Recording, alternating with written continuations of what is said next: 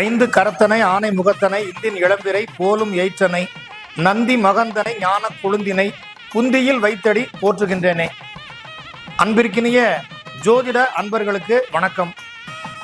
உங்கள் ஒவ்வொருவர் வீட்டிலுமே பெண் தேடும் படலம் அல்லது வரன் தேடும் படலம் என்பது நடந்து கொண்டுதான் இருக்கிறது.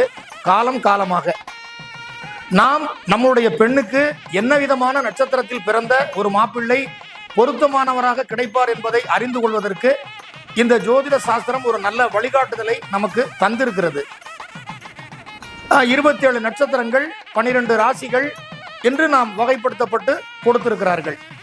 அதில் அஸ்வினி நட்சத்திரத்தில் பிறந்த ஒரு பெண்ணுக்கு மிகவும் பொருத்தமான நட்சத்திரங்கள் என்று சொல்லி பார்த்தால் பரணி, ரோகிணி, பூசம், பூரம், சித்திரை, சுவாதி, விசாகம், அனுஷம், பூராடம், உத்திராடம், திருவோணம், உத்திரட்டாதி இந்த நட்சத்திரங்களில் பிறந்த வரன் சிறப்பான பொருத்தத்திலே வரும் என்று ஜோதிடர்கள் நமக்கு முன்னால் உள்ள ஞானியரும் அந்த அறிஞர்களும் நமக்கு கணித்து தந்திருக்கிறார்கள்.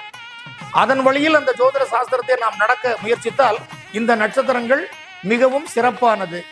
தவிரவும் அவர்கள் பிறந்த லக்னம் எது என தெரிந்து பகை இல்லாத லக்னங்கள், உதாரணமாக ஒரு பெண் மேஷ லக்னத்தில் பிறந்திருக்கிறார், அவருக்கு இந்த நட்சத்திரத்தில் பிறந்தவர் பொருத்தம் என்று சொல்கிறார்களே, இந்த நட்சத்திரத்தை நாம் தேர்வு செய்வோம் என்று பார்த்தால் கூட மேஷ லக்னத்தில் பிறந்திருக்கிற அந்த பெண்ணிற்கு கன்னியா லக்னத்தில் பிறந்த மாப்பிள்ளை, விருச்சிகம் லக்னத்தில் பிறந்த மாப்பிள்ளை தவிர்த்தல் என்பது மிகவும் முக்கியமான ஒன்றாகும்.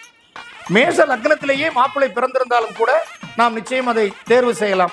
மற்றபடி அவர்களுக்கு அந்த குரு பலம், மற்ற கிரகங்களினுடைய பலம், அதையெல்லாம் பார்த்து ஆயுள் பலம் அதையெல்லாம் பார்த்து கூட தேர்வு செய்தல் என்பது உத்தமம் என்று ஜோதிட சாஸ்திரங்கள் நமக்கு வழிகாட்டி தந்திருக்கிறது. ஒரு திருமண பொருத்தத்திற்கு வரன் நட்சத்திரம் நமக்கு சூட்டபிளா கிடைச்சிருச்சுன்னா அந்த ஜாதகத்தை நாம் பார்க்கிற விரும்பிய ஜோதிடர்களிடம் அதை நாம் கவனித்து அதனுடைய பலாபலன்களை தெரிந்து கொண்டு நம்ம தேர்வு செய்வது என்பது ஒரு நல்ல வழிகாட்டுதல். வாழ்த்துக்கள்.